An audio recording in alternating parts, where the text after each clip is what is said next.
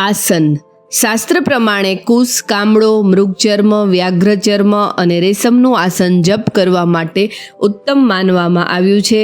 એ પછી વાંસ, માટી, પથ્થર, તૃણ, પાંદડા, છાણ, પલાસ, પીપળો અને જેમાં લોખંડની ખીલીઓ લાગેલી હોય એવા આસન ઉપર જપ કરવા ન બેસવું જોઈએ.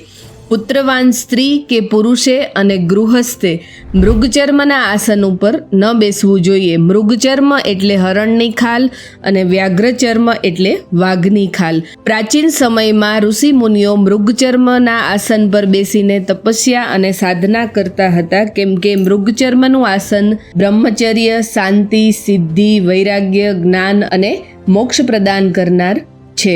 ભગવાન શિવ પણ વ્યાઘ્રચર્મ પર બેસે છે, માટે જ તેમને વ્યાઘાંબર પણ કહે છે. તો આવી વધારે જાણકારી મેળવવા માટે જોતા રહો અમારી ચેનલ સત્વેદ. જય માતાજી.